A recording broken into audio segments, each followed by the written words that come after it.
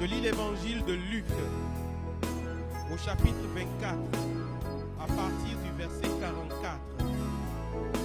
Puis il leur dit: telles sont bien les paroles que je vous ai dites quand j'étais encore avec vous.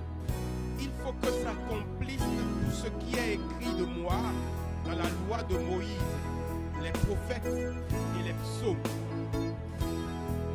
Alors, il leur ouvrit l'esprit à l'intelligence des Écritures. Il leur dit: ainsi est-il écrit que le Fils souffrirait et qu'il ressusciterait d'entre les morts le troisième jour, et qu'en son nom, le repentir en vue de la rémission des péchés serait proclamé à toutes les nations, à commencer par Jérusalem. De cela, vous êtes témoins. Et voici que moi, je vais envoyer sur vous ce que mon Père a promis. Vous donc, demeurez dans la ville jusqu'à ce que vous soyez revêtus de la force d'en haut. Parole du Seigneur. Le verset 45 dit: alors il leur ouvrit l'esprit à l'intelligence des Écritures. Frère, en ce jeudi merveilleux, en ce deuxième jeudi du mois de mai, c'est de là que nous allons partir pour ce ministère au cours duquel nous continuerons dans notre préparation pour Pentecôte. Christ a-t-il ouvert ton intelligence? Christ a-t-il ouvert ton esprit à l'intelligence des Écritures? Parce qu'un peu plus haut, c'est Christ qui est apparu aux apôtres et qui leur dit qu'il avait été déjà dit de lui dans la loi de Moïse, qu'il avait été déjà dit par les prophètes et qu'il avait été déjà dit dans les psaumes, tout ce qu'il est venu faire. Mais leur intelligence était voilée et ils ne comprenaient pas. Je voudrais qu'en ce deuxième jeudi, parce que nous sommes dans un temps où Dieu va venir visiter ton esprit et l'ouvrir à l'intelligence des Écritures, je voudrais que tu lèves les mains là où tu es, que tu ouvres la bouche et que tu commences par bénir Dieu et par lui dire merci pour ce soir. Ouvre la bouche et dis-lui merci pour la grâce de la vie. Dis-lui merci parce qu'il est le Dieu qui a décidé de t'amener dans ce creuset. Il est le Dieu qui a décidé de toucher ton intelligence ce soir. Il est le Dieu qui a décidé de changer ta destinée. Il est le Dieu qui a décidé de t'amener des ténèbres à la lumière. La lumière, c'est la compréhension. La lumière, c'est l'intelligence des Écritures. Les ténèbres, c'est lorsque tu lis les Écritures que tu n'as pas la capacité de les comprendre. Il y a quelque chose qui est dans ta vie. Le problème que tu vis, et tant qu'il demeure, c'est parce que tu es dans les ténèbres vis-à-vis de ce problème. Dis-lui, Seigneur, ce soir, je suis venu avec un cœur reconnaissant. Je rentre dans ta présence avec des actions de grâce, avec de la joie, avec l'assurance de l'exaucement. Parce que je sais que tu seras fidèle au rendez-vous. Et avant d'aller plus loin, je vais t'inviter à regarder au fond de ton cœur, à regarder dans ton âme surtout, et à localiser les ténèbres que tu transportes. Qu'est-ce qui voile ton intelligence? Qu'est-ce qui voile? Qu'est-ce qui t'empêche de comprendre, d'avoir l'intelligence des Écritures? Dans quelle prison est captive ton esprit? Dans quelle prison est captive ton esprit? Où est-ce que ton intelligence a erré au cours de cette journée, au cours de cette semaine? Dans quelle œuvre de la chair te complais-tu? Dans quelle habitude de ce monde te complais-tu?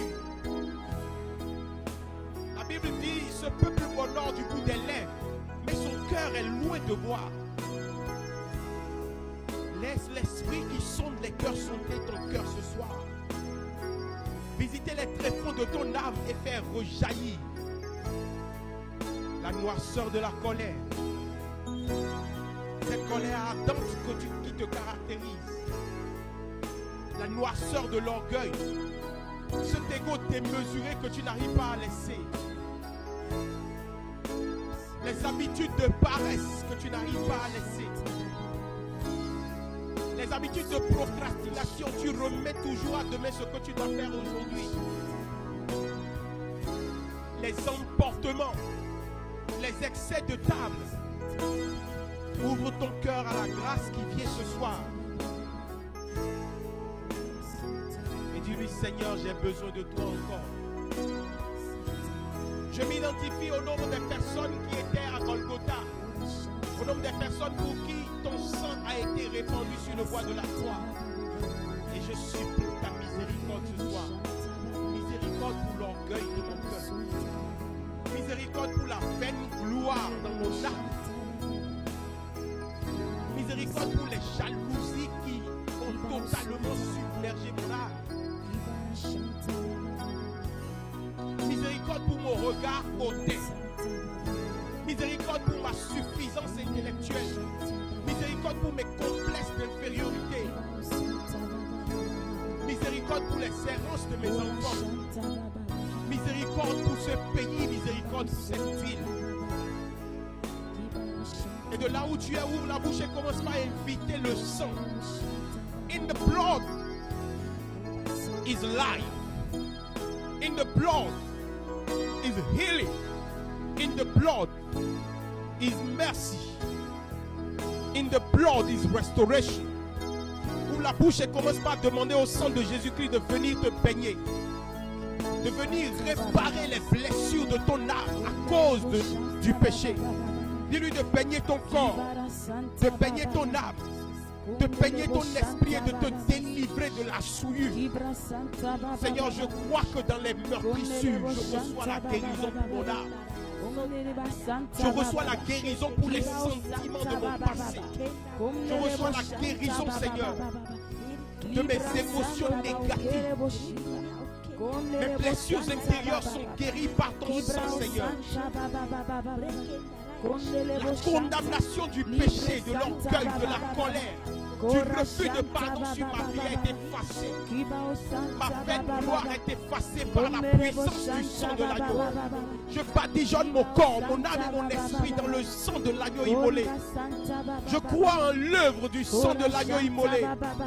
Inonde ma vie, restaure ma vie, libère ma vie par la puissance de ton sang.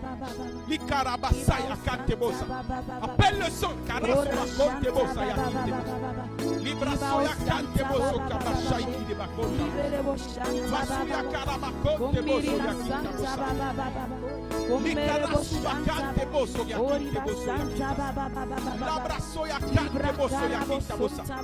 Demande-lui de changer ton atmosphère spirituelle, de changer l'atmosphère spirituelle du lieu où tu es maintenant.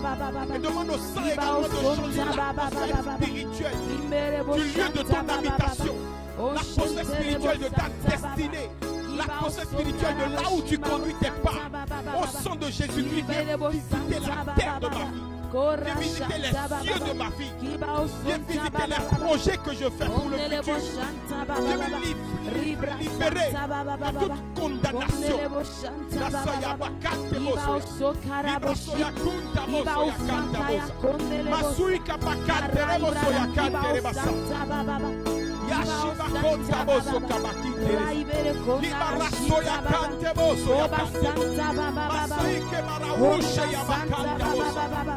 Tu es le sang de la délivrance. Délivre mon intelligence de tout ce qui l'obstrue. Délivre ma vision de l'aveuglement. Délivre mon audition de la surdité. Au nom de Jésus, nous avons prié. Et de là où tu es, je voudrais que tu regardes vers les cieux et que tu dis, Seigneur, je te dis merci. pour ce que le sang est venu faire dans ma vie, pour ce que le sang est venu faire sur ma terre, pour ce que le sang est venu faire dans mon âme. Je te dis merci parce que ta parole n'a pas menti à mon sujet. Je suis blanchi, libéré, affranchi, renouvelé de l'intérieur. Et je peux proclamer Alléluia, Jésus m'a libéré. Alléluia, j'ai la liberté parce que Jésus m'a affranchi du péché. Le sang de l'agneau est mon bouclier. Père, merci pour ton sang. L'évangile de Luc que nous lisons ce soir, au verset 49, dit ceci de merveilleux. Et voici que moi, je vais envoyer sur vous ce que mon Père a promis. Vous donc, demeurez dans la vie jusqu'à ce que vous soyez revêtus de la force d'en haut. Voici que moi, je vais envoyer sur vous ce que mon Père a promis. Alléluia. Alléluia. C'est sur la base de cette phrase, de cette déclaration, de cette promesse du Christ que la résurrection prend pour nous tout son sens. Parce qu'après la résurrection, nous savons que résolument ascension viendra. Et après ascension, nous savons que avec ou sans notre volonté, si nous demeurons à Jérusalem, Christ ne pouvant pas venir reprendre la parole, nous serons visités de son esprit.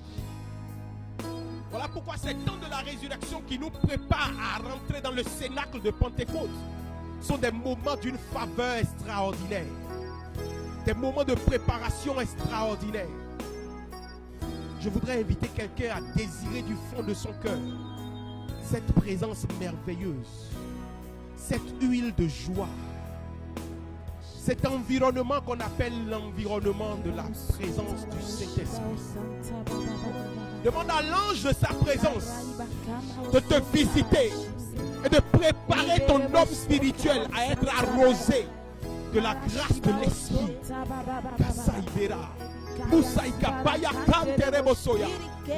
Si tu sais prier en langue, c'est le moment de lui dire: j'ai soif de toi, Saint-Esprit.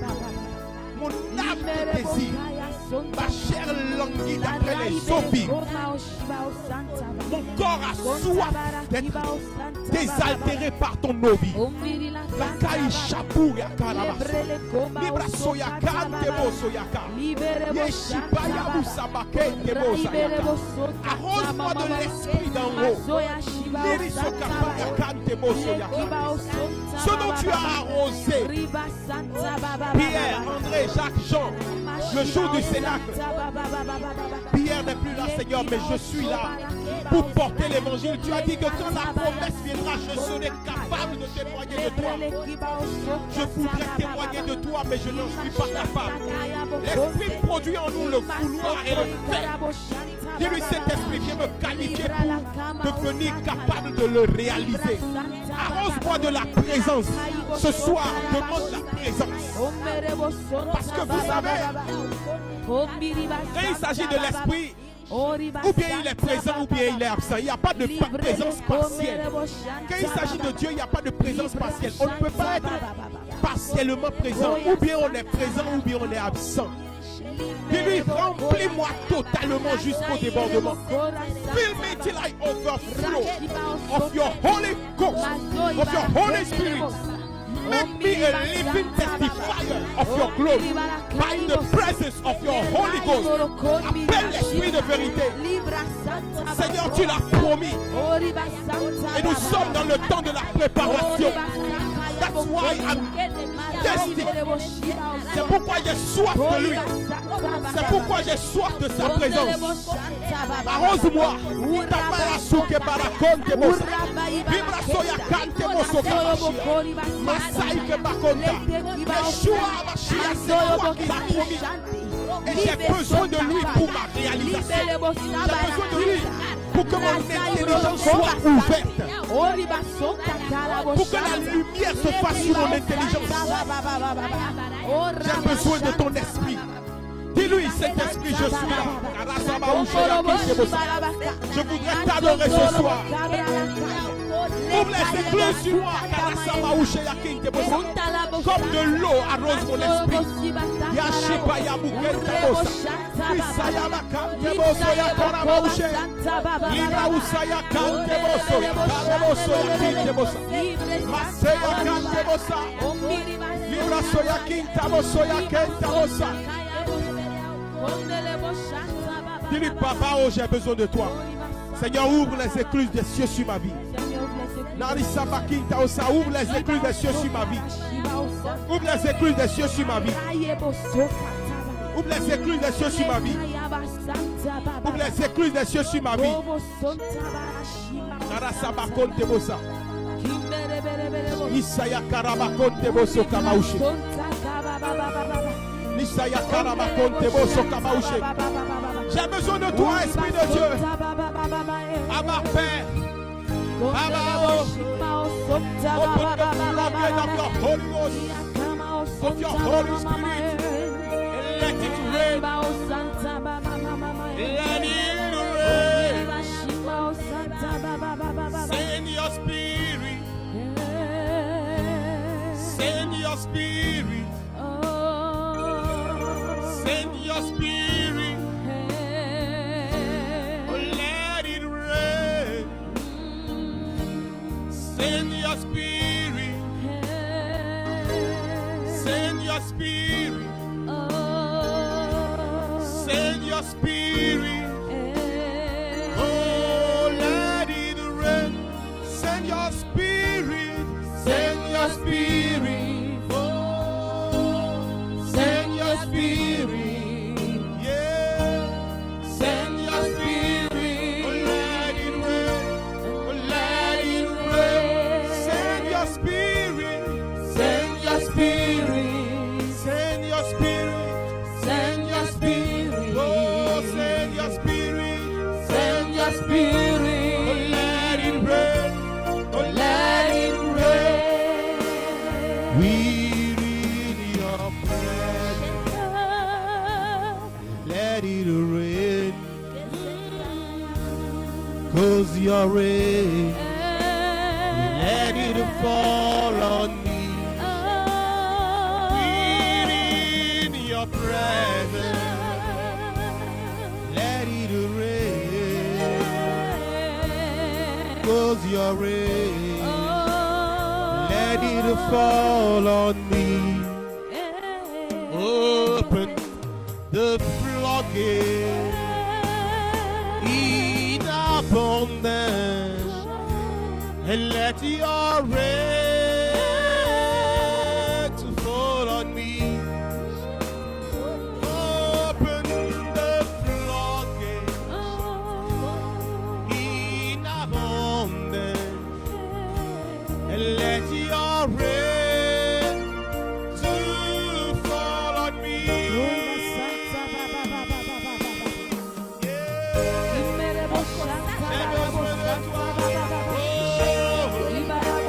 J'ai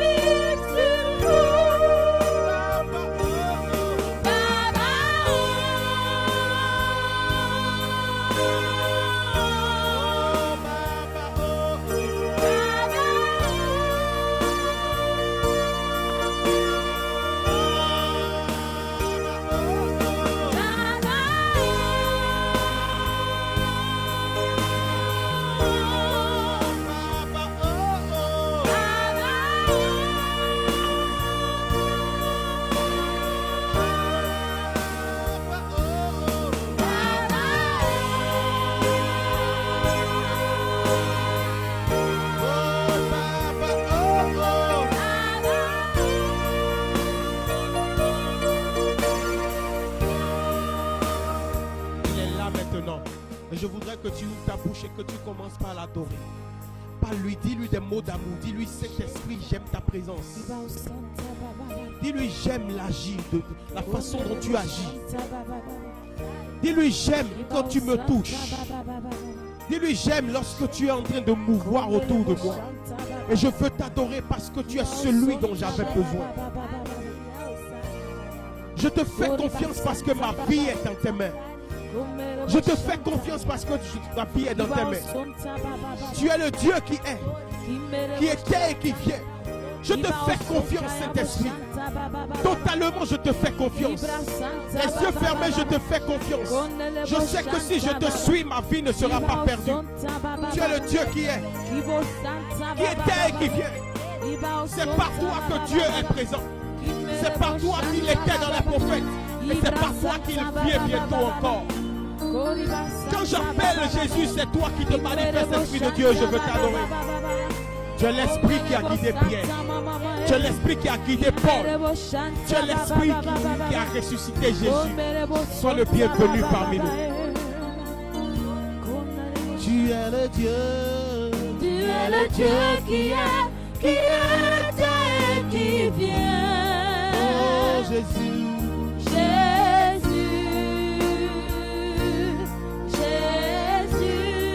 Je te fais confiance. Je te fais confiance. Ma vie est dans tes mains. Jésus, tu es le Dieu de miracles. Tu es le Dieu. Tu es le Dieu qui est et qui vient. Jésus.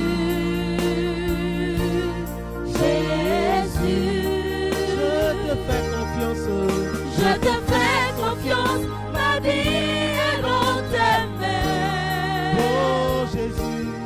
Jésus, tu es le Dieu de miracles. Dis-le-lui encore une fois, tu es le Dieu. Tu es le Dieu qui est et qui vient. Oh Jésus.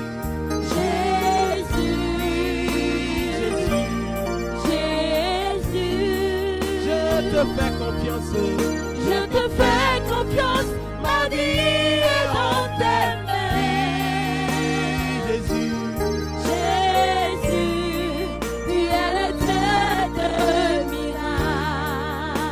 Je lève mes mains devant ta majesté. Agneau immolé, sacrifié pour moi. Tu es mort à la croix pour me donner la vie.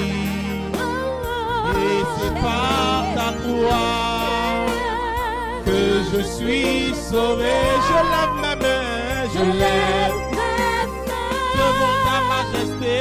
Devant ta majesté. Agneau immolé, Agneau immolé, sacrifié pour moi. tu es mort à la croix. Tu es mort à la croix pour me donner la vie. Et c'est par ta croix que je suis sauvé. Je lève ma vie devant ta majesté. Agneau immolé, sacrifié pour moi. Tu es mort à la croix pour me donner la vie. Et c'est par ta croix que je suis sauvé. Je t'adore, je t'adore, je t'adore, Seigneur, je t'adore, je t'adore, je t'adore, je t'adore, Seigneur.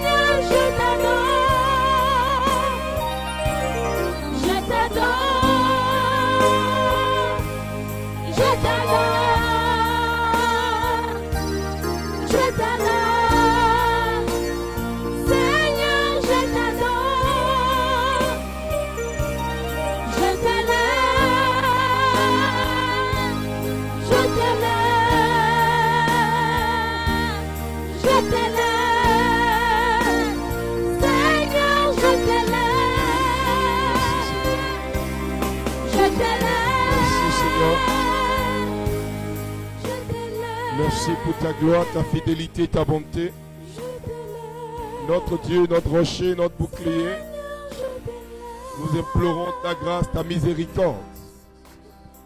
Donne-nous de glorifier, de contempler ton nom. Donne-nous, Seigneur, d'expérimenter le don du Saint-Esprit. Nous avons besoin de ta présence. Nous savons que tu es là, Saint-Esprit de Dieu. Tu es digne d'être adoré. Tu es notre Seigneur, notre Sauveur. Nous t'honorons. Toi, le Dieu présent au milieu de nous. Sois honoré, notre Père et Seigneur, au nom de Jésus-Christ de Nazareth. Alléluia. Amen. Alors je bénis Dieu pour vos vies. Nous sommes toujours en marche vers la Pentecôte cette fois-ci. Et toujours au cœur de ce confinement. Je bénis Dieu pour tout ce qu'il fait, tout ce qu'il permet, parce que plus le temps passe, nous nous rendons compte que Dieu a un plan. Et derrière ce plan de Dieu, c'est dévoiler tout ce qui est caché dans nos propres natures, dans nos identités personnelles, et nous permettre de retourner à Dieu avec un cœur réel. Vous savez, quand vous êtes en Dieu et que vous voulez avancer, vous êtes obligé de vous détacher d'un certain nombre de choses. Vous débarrasser des habitudes mauvaises, vous débarrasser d'un langage, des types de personnes parfois que vous n'avez pas idée mais qui étaient autour de vous et qui vous empêchaient réellement d'accélérer. Aller vers une nouvelle dimension a nécessairement besoin d'un détachement, d'une mort en soi et d'un nouveau regard face à l'avenir. Vous savez, je disais, un bâtisseur est différent d'un architecte. L'architecte dessine, mais le bâtisseur, c'est lui qui continue l'œuvre. Alléluia. Alors, quand l'architecte a tout tracé, le bâtisseur à l'œuvre ira toujours jusqu'au bout. Jusqu'à ce qu'il rencontre l'obstacle qui l'empêchera de finir. Mais s'il est déterminé, il le finira. Alors je bénis Dieu pour chacune de vos vies. Et je veux bénir Dieu pour la vie de notre Père, l'archevêque de Cotonou, qui fête son anniversaire aujourd'hui. Et je vous dis, le mois de mai n'enfante que les géants. Le mois de mai, c'est le mois où vous verrez des personnes qui aiment l'homme, et qui ont la capacité de comprendre les autres dans leur simplicité. Et c'est le mois qui symbolise le 5e mois de l'année.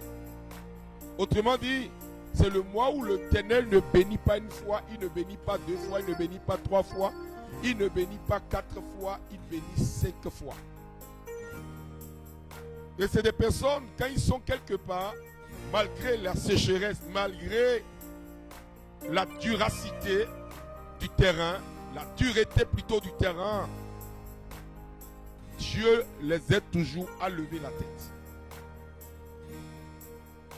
Et je bénis Dieu, aujourd'hui nous fêtons Saint Matthias. C'est le saint patron de mon père, du nom de ministère qu'a choisi mon père. Et aujourd'hui nous amorçons la marche vers la Pentecôte. Alors je ne veux pas terminer mes propos, mes remerciements sans remercier Dieu qui nous permet d'être toujours câblés pour vous soutenir. Je bénis Dieu pour vos vies. Vous qui êtes confinés, vous qui nous suivez en direct, l'Éternel se rappellera de vous. L'Éternel détachera vers vous une bénédiction liée à cette fidélité, à cette loyauté que vous démontrez. Et ce soir, nous poursuivons notre réflexion sur Abraham. Abraham, dans le livre de Genèse, chapitre 12. L'Éternel va dire à Abraham, quitte la maison de ton père, quitte ta parenté, et va dans le pays que je t'indiquerai. Alors l'Éternel est en train de nous dire, c'est fini la monotonie, c'est fini le désordre, c'est fini ces périodes où nous prétendons adorer Dieu, mais sans le connaître. Voilà pourquoi quand nous ne connaissons pas Dieu, Abraham croyait au Dieu de son père, mais n'avait jamais fait une rencontre personnelle avec une autre entité spirituelle.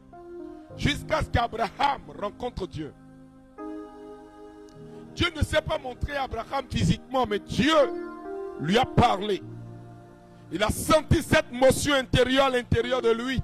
Il a senti cette motion qui s'est mise à lui parler. Et dans cette motion, il a senti l'obligation vitale. Et la voix de l'Éternel lui a été adressée dans son âme. En lui disant, Abraham, j'ai vu tes peines, j'ai vu tout ce que tu as enduré jusqu'ici. Mais maintenant, je veux te faire avancer, je veux te faire aller en eau profonde pour que tu découvres une autre facette, que tu fasses une autre expérience mieux que celui que tu as vécu depuis des années dans la maison de ton père. Le père d'Abraham était un idolâtre. Ses frères étaient des idolâtres. Mais Dieu voulait prendre dans ce milieu sombre et lugubre quelqu'un. Et cette personne, vous allez voir que cette personne avait une blessure. Sa femme, Sarai, était une sage-femme et enfantait, faisait mettre au monde beaucoup d'enfants. Elle était une sage-femme renommée, mais durant toutes ces années, elle n'avait jamais enfanté. Abraham était regardé comme un vaurien, mais tout ce qu'il y a entre ses mains prospérait. Mais les gens se moquaient de lui parce qu'ils pensaient qu'Abraham ne pouvait jamais avoir une postérité. Pourquoi? Je vous dis une vérité, Dieu, s'il permet aujourd'hui que tu n'aies pas d'enfant, il a un plan. S'il permet aujourd'hui que tu vives la situation que tu vives, il a un plan pour toi. Et si cette situation ne vient pas de Dieu, Dieu te le dévoilera et tu seras délivré. Mais si ce que tu vis vient de Dieu, alors Dieu sait ce à quoi il t'a destiné et c'est pourquoi tu n'as pas encore ce dont tu as besoin maintenant. Vous savez, Dieu ne fait pas comme les humains. Dieu n'est pas un mécanicien. Dieu, vous savez, son nom c'est le temps. Dieu nous donne toujours le temps pour le rencontrer, pour le découvrir et pour expérimenter une nouvelle relation avec lui. Et quand vient le moment, l'Éternel nous interpelle toujours.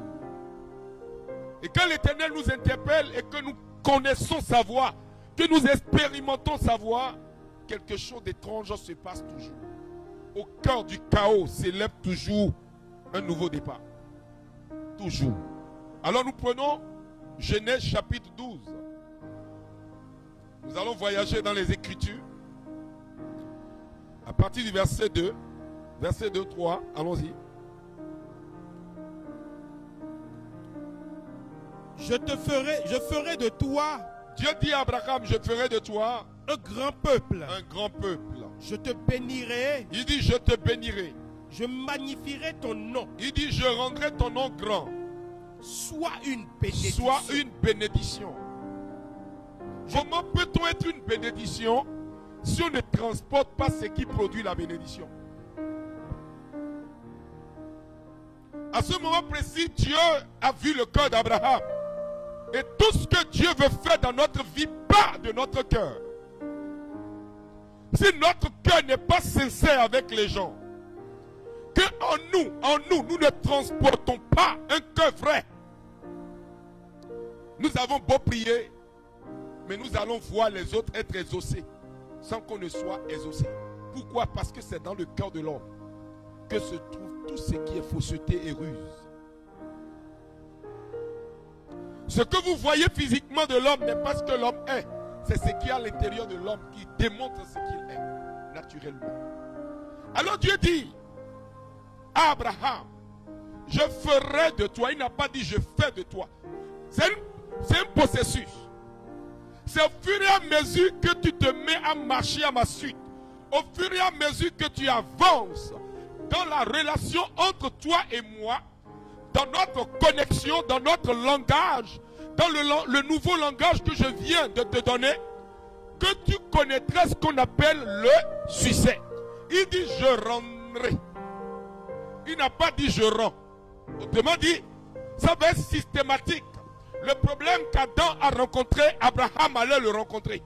Vous voyez, quand vous commencez par célébrer une personne, vous allez voir que cette personne, sans le vouloir, va commencer par penser qu'il est arrivé à un niveau. Et c'est là que cette personne commence. Pas croire qu'il n'a plus besoin d'une autre personne et qu'il est devenu autonome, qu'il est devenu grand et qu'il peut écraser tout le monde devant lui. Dieu devait d'abord expérimenter l'obéissance d'Abraham à la parole qu'il lui a donnée. Il dit à Abraham, pars. Autrement dit, Dieu dit à Abraham, quitte la maison de ton père. Le père d'Abraham lui a dit, mais mon fils, nous avons tout ici, la terre nous appartient. Mais tu vas dans un impasse, tu vas dans un lieu inconnu, tu prends une décision qu'on ne sait pas d'où ça te vient. Mais comment vas-tu vivre, Abraham? Abraham dit, j'ai entendu la voix et la voix m'a dit de sortir du milieu de vous.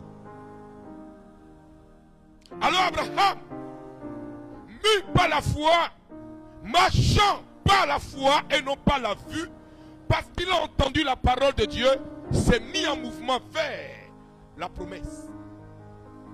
Parce que Dieu a convaincu Abraham. Si vous n'arrivez pas à démontrer à Dieu jusqu'où vous êtes capable d'aller pour lui, vous allez beau prier, mais vous allez stagner et ne pas porter du fruit. Alors Abraham va impulser une nouvelle marche. Autrement dit, un élan de réveil. Vers une terre inconnue. Avec une nouvelle marche vers un Dieu qu'il venait de découvrir. Et il veut connaître ce Dieu jusqu'à sa profondeur. Il veut aller jusqu'où ce Dieu veut qu'il aille. Abraham, sorti de la famille, d'une famille idolâtre, veut découvrir un nouveau départ. Et ce Dieu, regardez ce que ce Dieu dit à Abraham pour l'encourager à prendre la décision. Je bénirai ceux qui te béniront. Dieu dit, tu deviendras une bénédiction à telle enseigne que quand quelqu'un te bénit et reconnaît en toi une bénédiction, alors je le bénirai. Le problème est que quand vous voulez bénéficier de la bénédiction de Dieu dans la vie d'un serviteur, ou que vous voulez expérimenter le toucher de Dieu dans la vie d'un homme de Dieu, le tout ne suffit pas d'être à ses côtés, mais de croire au ministère. Si vous ne croyez pas au ministère de l'homme de Dieu, vous allez rester dans l'environnement de l'homme de Dieu sans jamais rien obtenir. Vous allez voir des personnes venir de loin, mais ces personnes seront bénies. Vous allez voir des personnes sorties de nulle part et Dieu va les bénir. Pourquoi? Parce que ces personnes croient à l'onction qu'il y a sur le serviteur de Dieu. Voilà pourquoi Dieu a dit à Abraham, non seulement je rendrai ton nom grand, quand Dieu dit qu'il rend ton nom grand, Dieu sort ton nom du lot de ton environnement, il sort ton nom du lot de ta famille et il met sur ton nom un sceau particulier. Autrement dit, la marque indélébile du Saint-Esprit, et tu deviens une personne qui ne peut plus passer inaperçue. Il est vrai, pas sur le plan sociétal forcément, mais sur le plan spirituel. Quand tu vas quelque part, quand tu parles, on reconnaît qu'il y a une marque sur toi. Tu attestes tout ce qui sort de ta bouche. Si tu arrives dans un milieu, pendant que tout était dur, quand toi tu arrives, ta présence va amener ce qu'on appelle la paix. Va amener la consolation, va amener la vision, va amener la croissance, va amener une expansion de tout ce que les gens toucheront dans l'environnement. Tu auras la faveur des rois redoutables. Tu auras la faveur des hommes, la faveur de tout ce qui est comme esprit autour de toi. Ils seront obligés de t'obéir parce qu'ils savent que tu ne marches pas seul, que tu marches avec un Dieu puissant, un Dieu redoutable, qu'eux-mêmes ne peuvent pas affronter parce que c'est lui, le créateur du ciel et de la terre. Quand Dieu bénit un être humain, Dieu ne le bénit pas seulement. Dieu accompagne sa bénédiction de sa faveur. Et en plus de la faveur, il y a une marque qui est posée sur cette personne. De sorte que dans le royaume des ténèbres, quand on le voit, on sait que ça, on ne doit jamais toucher. Je ne parle pas des personnes qui portent des bénédictions handicapées. Je parle des personnes que Dieu a appelées, qu'il a mis à part. La bénédiction de Dieu sur ta vie, le fait que Dieu t'ait sorti du lot et a béni ton nom, en rendant ainsi grand ton nom, la grandeur qu'il donne à ton nom n'est pas seulement liée à ton statut terrestre, c'est lié aussi à ton identité spirituelle. Ce qui fait que quand dans le royaume des ténèbres, les gens entendent ton nom, ils sont effrayés. Parce que derrière son nom se cache désormais le nom de Dieu. Derrière ton nom se cache désormais l'identité, l'influence, la toute puissance de Dieu. Et quand on regarde dans ton visage, on voit l'image de Jésus-Christ de Nazareth. Quand tu rentres dans un environnement, tout ce qui est comme mal, se met à genoux, attendant que tu leur donnes des ordres. Voilà pourquoi quand Dieu parlait à Abraham, Dieu devait d'abord délivrer la mentalité d'Abraham et démontrer à Abraham qu'il n'est plus n'importe qui devient une source de bénédiction pour tous ceux qui l'approcheront et qui croiront en lui.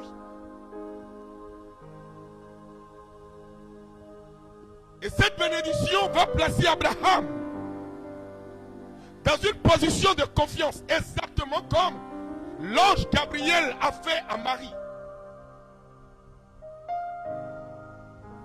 Il dit, réjouis-toi Marie, toi à qui une grâce particulière a été donnée. Quand l'ange de Dieu vient, quand Dieu veut nous parler, Dieu vient de toujours devant de nous avec un langage de réconfort. Dieu nous dit toujours, lève-toi de tabou, comme il a dit à Gédéon. Dieu nous rassure, révèle d'abord notre nature spirituelle, nous révèle, nous dévoile notre identité spirituelle et notre capacité à influencer notre environnement avant de nous envoyer en mission.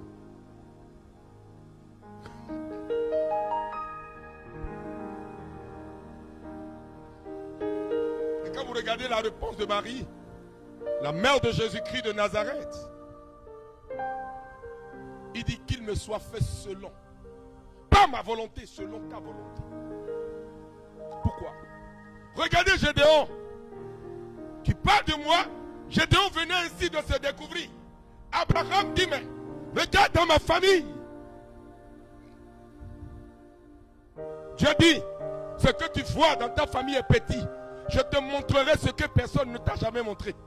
Parce que moi je suis le Dieu qui dit. Et quand je dis ce que je dis, je le fais. Ce qui va pousser Abraham à ne plus jamais douter, malgré que Sarai, sa femme, n'enfantait pas, à l'intérieur d'Abraham, il avait la certitude, l'assurance. Même quand Abraham est allé vers Agar, Abraham savait que quand Dieu parle, Dieu, le Dieu inconnu qu'il a rencontré, va toujours honorer sa parole. Parce qu'il y a une certitude à l'intérieur d'Abraham que ce que Dieu dit, il le fera. Même quand est venu le moment de la nuit de la foi, Abraham a dit, souviens-toi de ta promesse. Quand nous poursuivons la réflexion, allons-y. Je réprouverai ceux qui te maudiront. Si quelqu'un te maudit en tant que personne en qui j'ai mis une bénédiction, si la personne ouvre sa bouche pour te maudire, non seulement la malédiction se transformera en bénédiction pour toi, mais lui retournera pour lui en malédiction. Autrement dit, si tu maudis quelqu'un que tu as béni, tu te maudis. Parce que si Dieu a béni, qui pourra bien maudire? C'est toi qui connais le plan de Dieu. Alors il dit à Abraham, si quelqu'un se met à devenir ton ennemi, autrement dit, c'est qui deviendra l'ennemi de cette personne. Ce n'est même pas Dieu, c'est la bénédiction qu'il y a sur toi qui va se transformer pour lui en malédiction.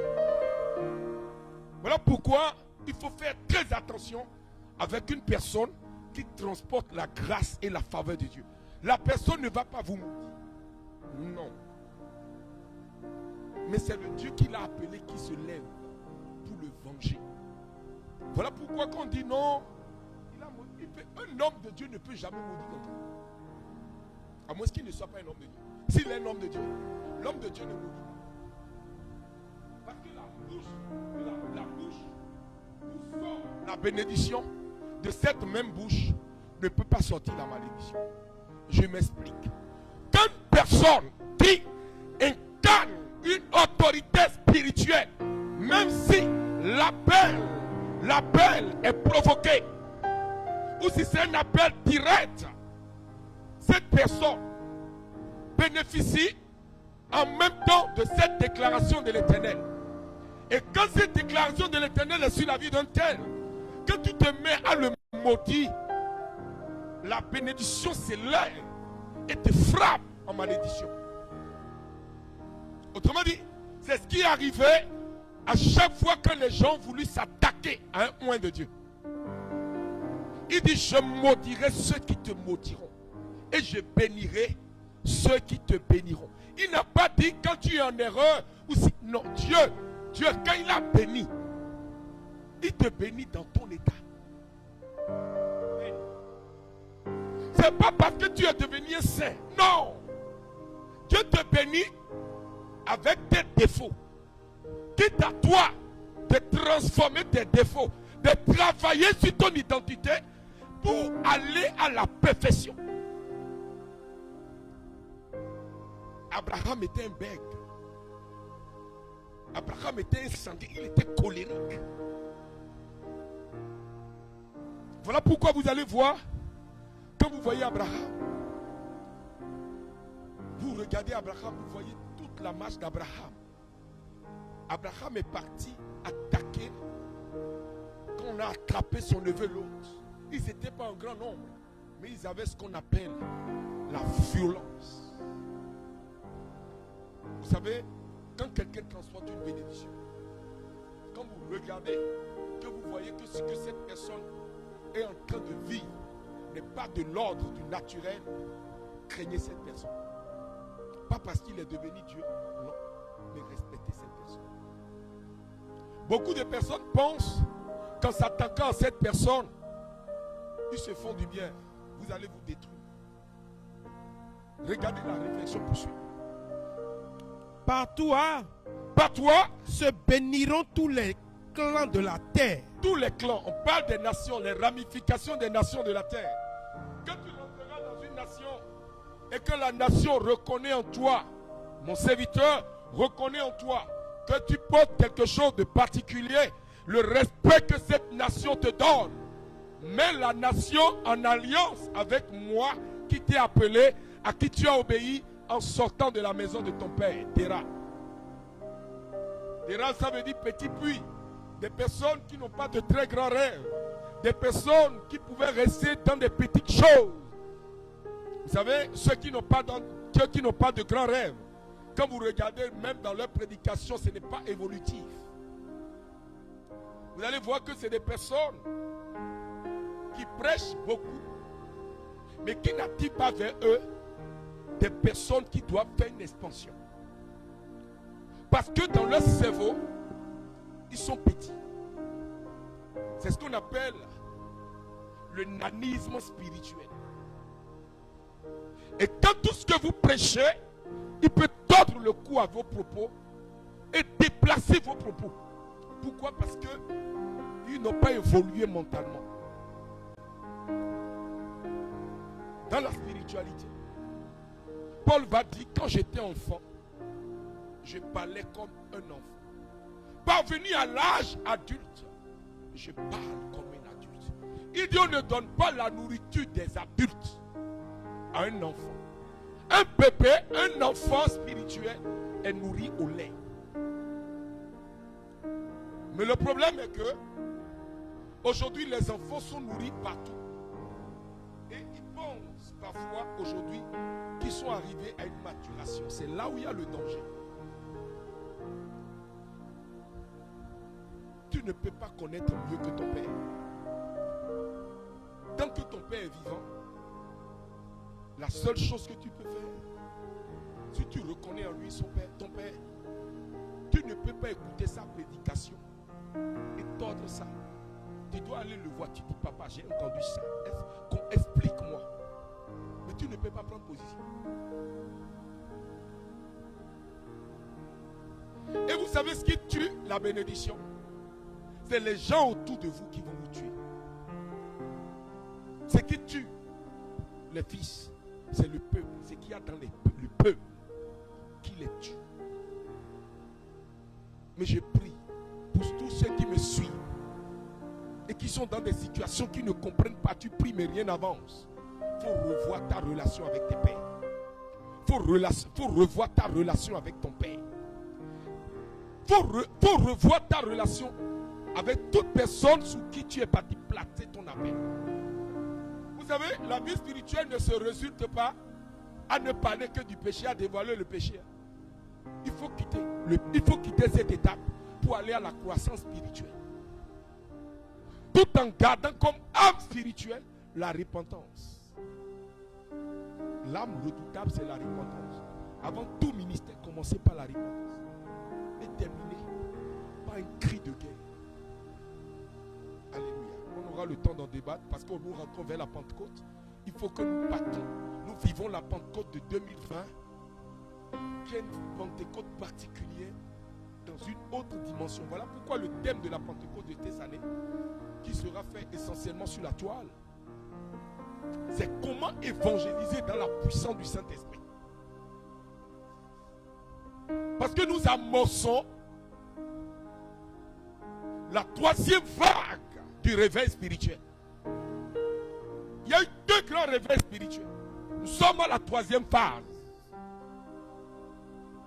où le monde entier doit reconnaître qui est fils de Dieu et qui ne l'est pas. Qui transporte la gloire de Dieu et qui ne la transporte pas. Et là, nous devons revoir la dimension charismatique de la vie chrétienne et quitter la dimension institutionnelle et établir une base charismatique. Quand le côté institutionnel est en crise, on doit revoir la base charismatique de la religion. La religion a prouvé aujourd'hui ses limites. Nous devons rentrer dans l'esprit et dévoiler les œuvres de l'esprit aujourd'hui. Voilà pourquoi je vois les gens agités, excités. Je dis, mais il y a des combats qu'on ne mène pas debout. Il y a des combats qu'on mène à genoux dans la présence de Dieu. Dans le sanctuaire de Dieu. À genoux. Genoux fléchis. Pour regarder. Pourquoi veux-tu juger les autres alors que toi-même tu es encore sur la terre? Vous savez, tant que tu seras vivant sur la terre, il faut éviter de juger. Parce que quand tu vas les juger, et quand tu vas tomber dans les mêmes péchés qu'eux, tu vas te cacher. C'est un petit pousseau qui dit à sa mère, pourquoi ta bouche elle est si longue? Et la mère lui dit, tu es déjà sur le chemin. Ça veut dire quoi? Comme il est petit, son coin est petit. Quand il va commencer par grandir, à force de fouiller, ça va se durcir et devenir long. Vous devez apprendre à aller à l'école de l'esprit. Le niveau où tu étais quand tu venais de rencontrer Dieu, où on t'a parlé du péché, Tu dois pouvoir quitter ce niveau et aller à un autre niveau. Parce que quand la crainte du péché produit en vous ce qu'on appelle les fruits de l'esprit. Et quand les fruits de l'esprit sont là, naturellement Dieu met en vous la haine du péché. Vous n'avez pas besoin de vous exhiber pour que les gens savent que celui qui parle en tant qu'autorité spirituelle. Et aucun démon ne peut le regarder en face et lui parler. Les gens vivent une vie de piété, mais ils sont attaqués par les démons. Ils passent leur temps. Je bénis Dieu pour Mamadou Karami. Tu parles du péché tout le temps. Tu parles du péché tout le temps. C'est pas dans ce péché que tu es. Voilà pourquoi tu le parles. Tu parles tout le temps. Il faut évoluer.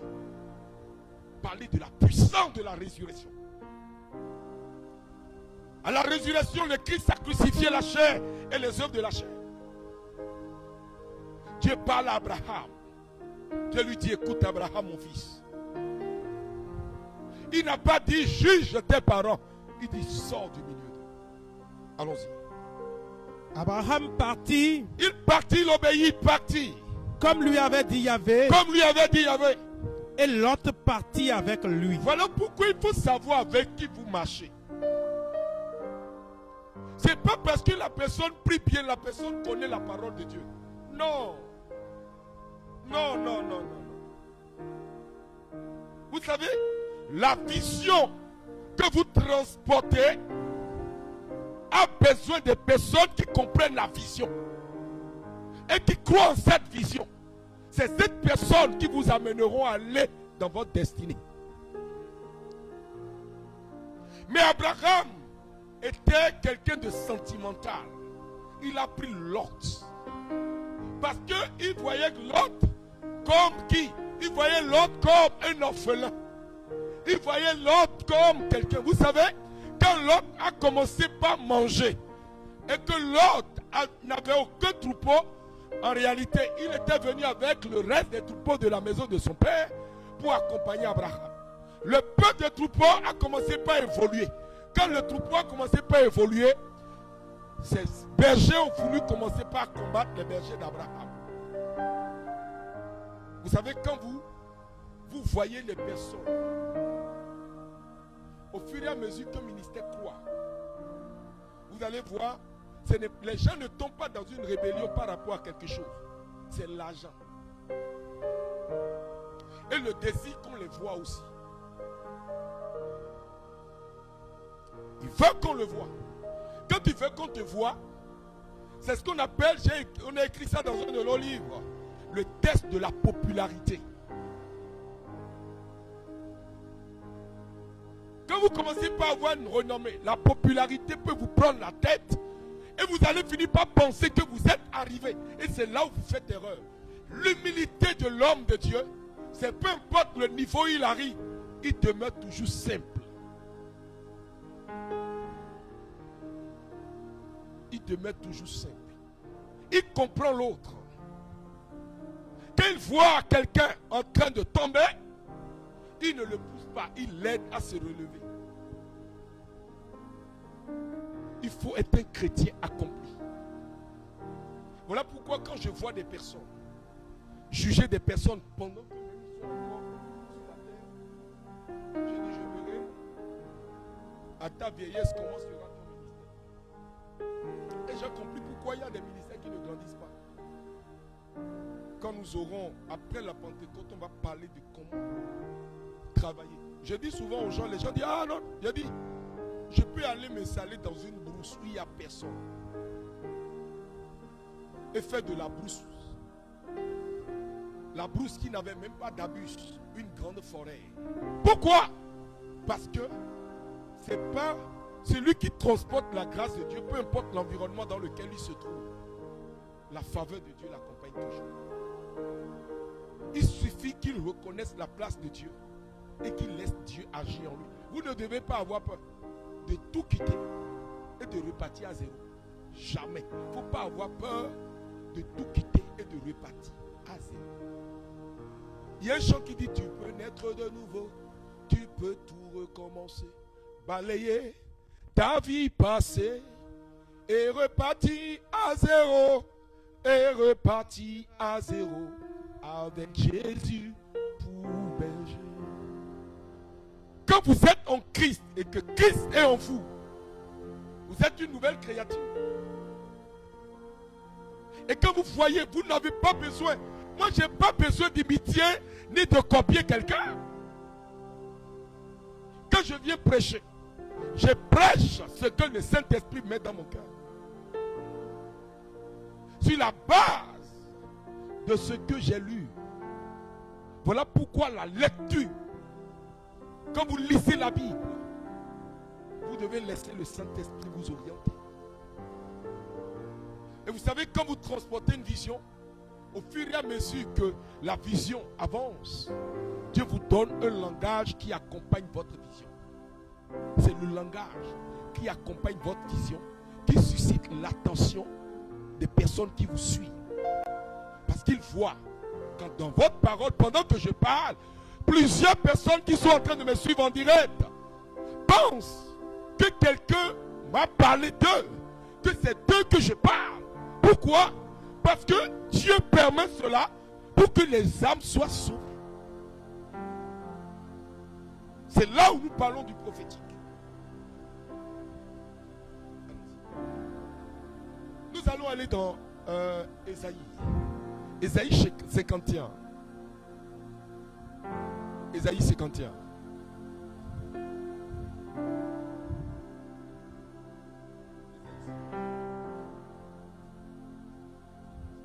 Verset 1, ya. Écoutez-moi, Écoutez-moi, vous qui êtes en quête de justice, vous qui êtes en quête de justice, vous qui cherchez Yahvé, vous qui cherchez Yahvé, regardez le rocher regardez le rocher, d'où l'on vous a taillé, l'on vous a taillé, et la fosse et la fosse, d'où l'on vous a tiré. d'où est-ce qu'on t'a tiré? De regarder dans ton passé, d'où viens-tu? D'où est-ce que l'Éternel t'a trouvé? Quelle est la parole qui t'a arraché à la fosse? Et il poursuit, Ésaïe. J'aime beaucoup Ésaïe. Regardez Abraham, votre père, Alléluia. Fais un brin sans mine. Fais un brin sans mine. Et regarde Abraham, ton père. et Sarah qui vous a Et enfanté. Sarah qui vous a enfanté. Il était seul Il était seul. quand je l'ai appelé, Quand je l'ai appelé, mais mets en position. je l'ai béni. Je l'ai béni. Quand tu appelles quelqu'un, la conséquence directe de l'appel, c'est que Dieu approvisionne l'appel.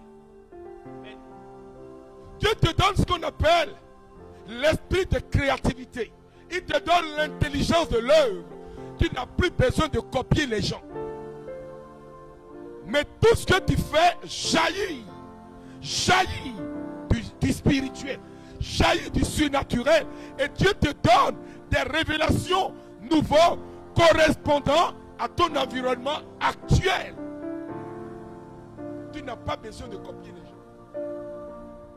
Tu n'as pas besoin de copier les gens. Non. Tu as besoin d'aller à l'école de Dieu.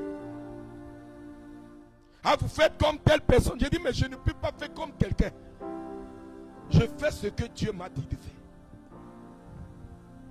Et je n'ai pas plusieurs pères, j'ai un seul père. Quand c'est Dieu qui vous a appelé, vous n'écoutez pas tout le monde, vous écoutez une seule personne. Parce que c'est ce seul langage qui peut te tirer loin. Dieu dit, regardez votre père. Il n'a pas dit regardez vos pères. Il dit regardez votre père Abraham et votre mère Sarai. Dieu pouvait donner d'autres référentiels, mais Dieu parle de leurs racines, leurs sources. Autrement dit, dans Hébreu et dans Romain, non, dans Actes, il parle de Abba.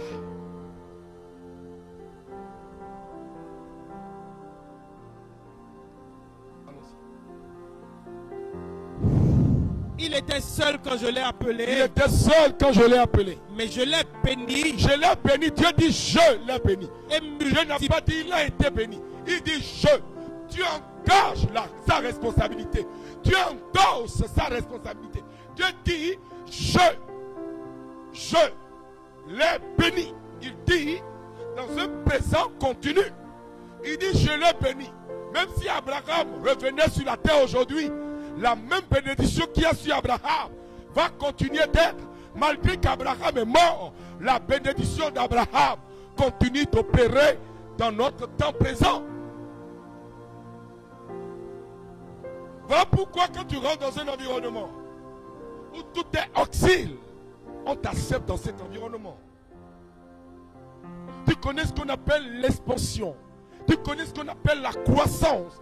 Tu connais ce qu'on appelle le développement. Je me rappelle, hier, on a partagé 1000 plateaux d'œufs. Et j'ai vu comment le monde, la misère est en train de décimer le monde.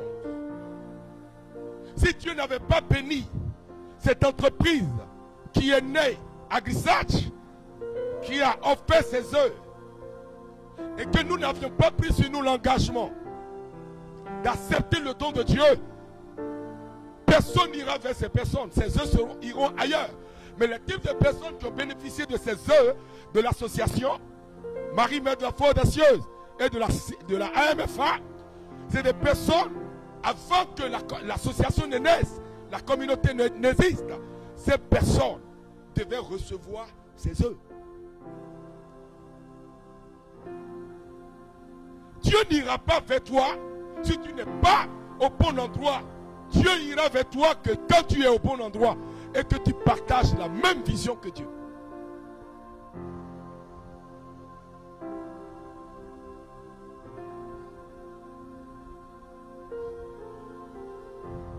Dieu n'est pas un homme, il est Dieu. Voilà pourquoi le temps que nous devons demander pour la Pentecôte, c'est comment expérimenter une autre dimension en Dieu et croître dans notre développement mental et spirituel. La fermeté dans la foi. Marchez pas la foi et non pas la vue. Ne jamais juger quelqu'un qui tombe. Ne jamais juger un frère qu'on ne comprend pas. Mais l'accepter et de laisser Dieu et le temps le transformer. Allons-y. Et je l'ai multiplié. Alléluia. J'adore cela. Quand Dieu te bénit, la conséquence de la bénédiction de Dieu, c'est la multiplication. D'autres me disent, mais pourquoi quand vous prêchez, je dis, si Dieu te bénit seulement sur le plan spirituel, et que sur le plan physique, il n'est pas béni, il y a un problème. Dieu ne bénit pas une seule partie de l'homme. Le salut ne doit pas toucher seulement ta partie spirituelle et laisser ta partie, ta dimension physique. La conséquence d'une bénédiction, c'est qu'elle affecte même ton environnement. Elle affecte ton environnement, infecte ton environnement et fait de ton environnement un environnement d'impact. Je sais d'où Dieu m'a tiré. Voilà pourquoi, peu importe là où les gens sont tombés, je ne les juge jamais. Je ne les regarde pas par rapport à leur péché. Je les regarde par rapport à l'amour de Dieu sur eux. Mais je fuis les orgueilleux. Ceux qui connaissent tout et qui sont au-dessus de tout le monde, je les fuis. Parce que quand tu connais tout, tu es au-dessus de tout le monde. Qu'est-ce qu'on peut t'apporter? Toi-même, tu as déjà tout. Qu'est-ce qu'une autre personne peut t'apporter? Rien. Rien. On ne peut pas t'apporter ce que tu as déjà. Alléluia. Je bénis Dieu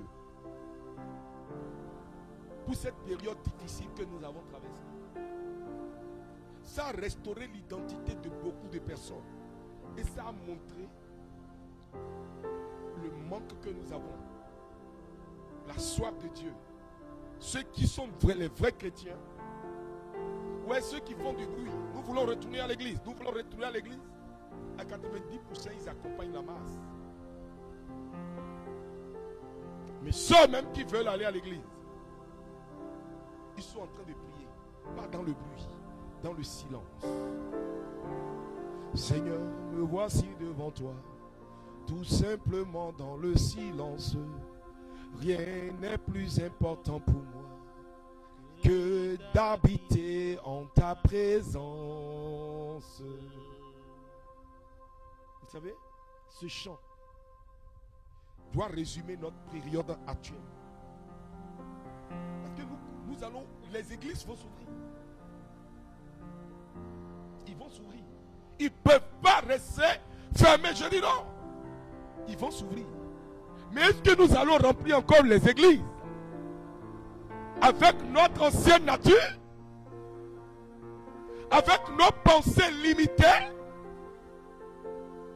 Nous devons aller sur une nouvelle base.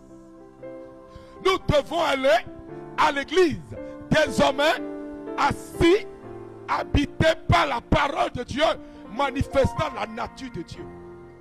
Comment pouvez-vous comprendre deux personnes qui sont assises côte à côte dans une église et les deux se détestent? Il regarde l'autre comme un diable et lui comme un chien, un saint. Et quand vous rentrez, ces mêmes personnes ont fini de parler de vous. Mais quand ils vous voient, ça va? Vous allez bien? Oh, il sait qu'il te déteste. Je vais lui montrer, il va voir. Mais tu es un hypocrite.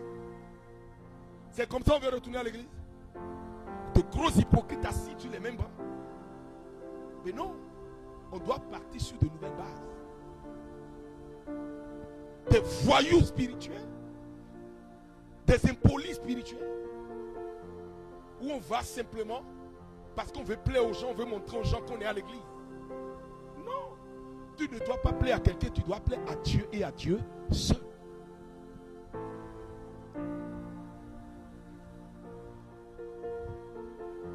Dieu n'a pas créé de religion, on lui a donné une religion.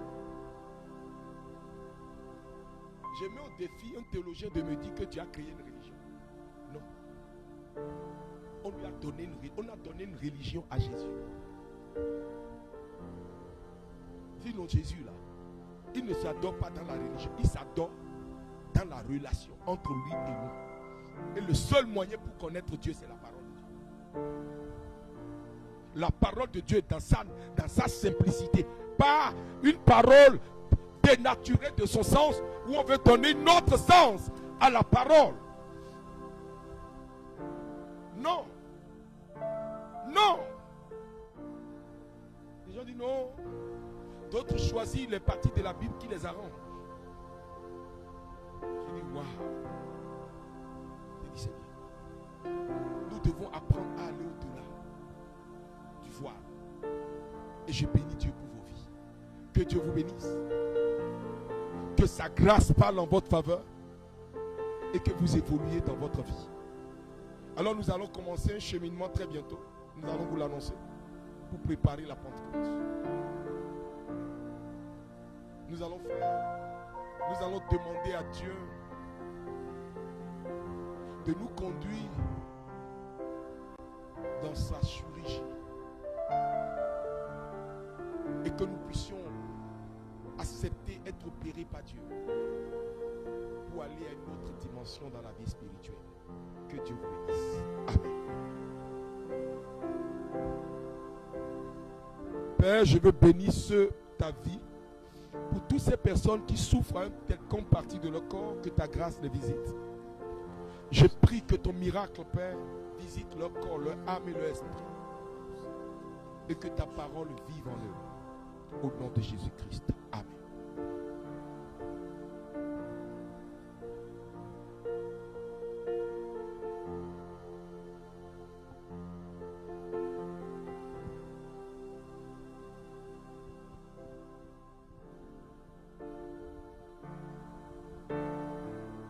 Bénissons le Seigneur pour cette prédication. Nous bénissons le Seigneur pour la grâce de la parole, pour le dévoilement de la lumière qui est venue changer nos ténèbres.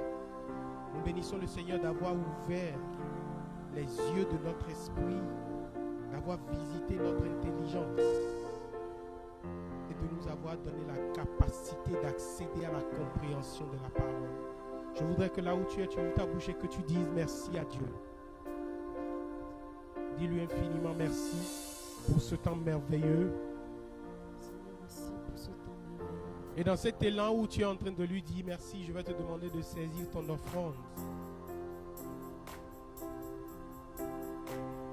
Tu peux la déposer si tu nous suis en ligne sur le compte PayPal de la communauté ou sur les numéros officiels de la communauté qui ont été déjà donnés à plusieurs reprises pour semer dans le ministère, pour demeurer en alliance et dans ce temps de préparation de Pentecôte.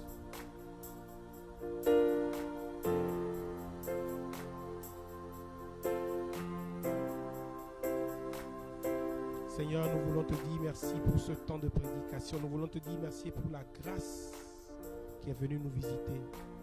Bénis l'œuvre de nos mains et retourne-nous ces temps de semences en temps de moisson au nom de Jésus-Christ de Nazareth. Amen. Nous nous retrouvons demain soir à partir de 22h sur la page de notre papa prédicateur Maxime Eliel pour heure de recrutement. Que toute gloire soit rendue au Père et au Fils et au Saint-Esprit, comme il était au commencement, maintenant et toujours, dans les siècles des siècles. Amen. En ce mois de Marie, nous allons tourner nos cœurs vers la Vierge et lui dire: je vous salue Marie, pleine de grâce. Le Seigneur est avec vous. Vous êtes bénie entre toutes les femmes, et Jésus, le fruit de vos entrailles, est béni. Sainte Marie, Mère de Dieu, priez pour nous pécheurs, maintenant et à l'heure de notre mort. Amen. Quelle est celle-ci qui s'avance comme l'aurore, belle comme la lune, éclatante comme le soleil, terrible comme une armée rangée en bataille. Au nom du Père et du Fils et du Saint-Esprit. Amen.